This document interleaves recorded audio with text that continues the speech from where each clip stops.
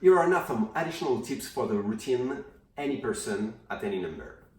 So basically what you saw in the video was an alternative version. The real version is the one we're going to show you now. We did the alternative version because, of course, the video is aimed at magicians and mentalists. And when we're dealing with this particular type of trick, any card at any number, we magicians are pretty obsessed about the fact that if the person never named the card until the last moment, it's really an important fact or surprising fact. But to lay people, it's not the most important thing. They usually don't care about this fact. It's really a magician thing. So when we shot the video for magicians, we aim the dual reality at the card, the name of the card, the identity of the card. In real life, for lay people, it's 100 times better to aim the double reality, the dual reality, at the name of the person. Because in the routine you saw, we use the name of a person and the identity of the playing card.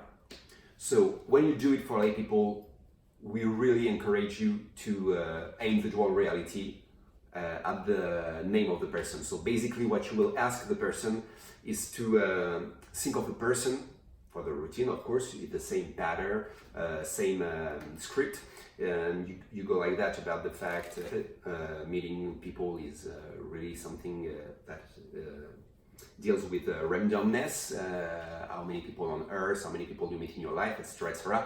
You ask the person to think of one person that she met really randomly in life, and you tell her that for the purpose of the routine, she will need to associate this person with a playing card.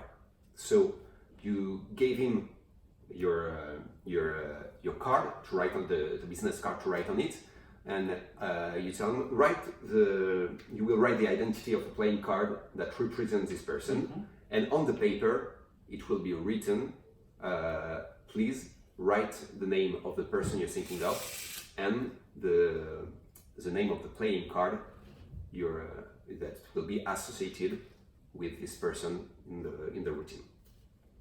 So now for the audience, the person is only writing the name of a playing card, but in reality, she's also writing the name of the person. So when you arrive at the end of the routine, it will be the same. You will divine the name, and the playing card will be at the exact place where they stop their stories about their encounter, their meeting with the person. So it will seem for lay people more impossible, more impressive that you divine the name with it haven't been written anywhere. It's only in the person's head. Okay, so that's basically the tip.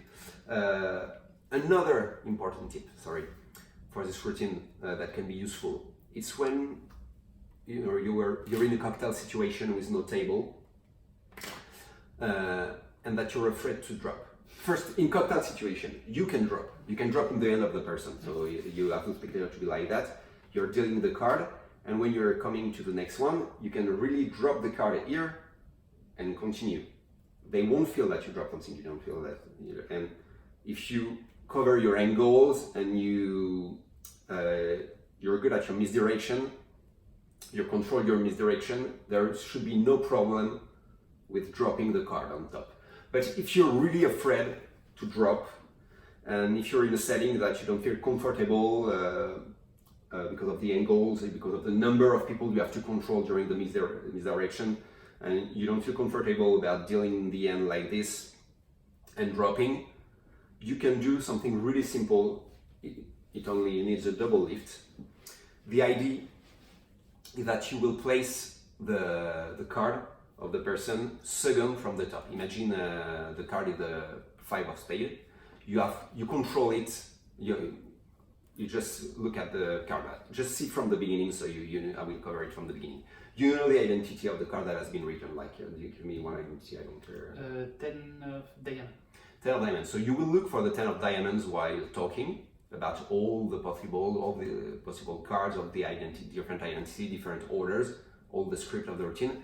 And when you see the card, instead of putting last from the top, like in the drop method, you will cut one card above the named card or the chosen card. Okay, so you just need to cut. You can, if you're fancy, if you're really good at making path or things like that, you can do this to control the card.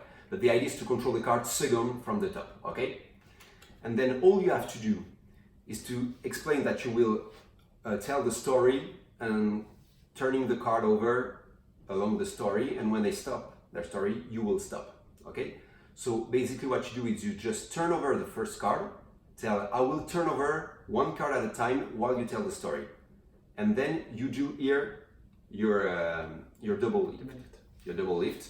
Here I'm double lifting. You're taking this card and the card under, which is the spectator's card. So they're both against each other, and you just taking them aside. You jog them out toward you. Okay. Well, basically, you jog them in toward you, and then you keep on. So you're telling, okay, I will turn the card one at a time while you're telling me the story, and I will stop dealing when you stop your story.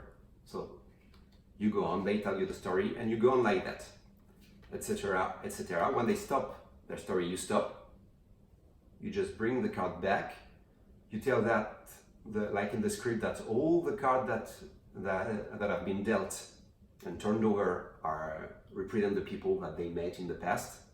Here you give them the card, the play they stopped at with the time they met the person they're thinking of, and all the other cards here are all the people that they maybe meet in their upcoming life, okay, in the future.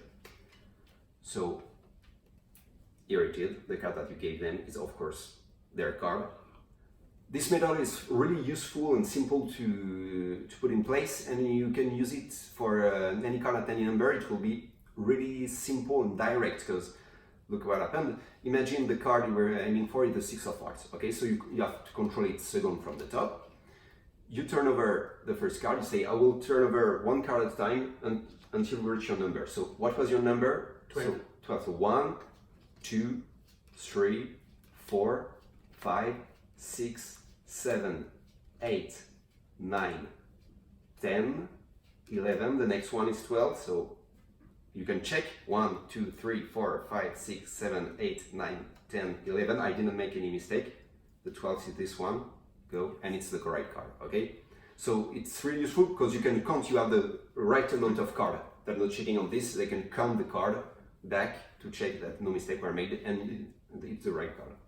So pretty useful for any card at any simple any card at any number. So I think we covered all the alternatives ID for this routine. So see you on the next routine.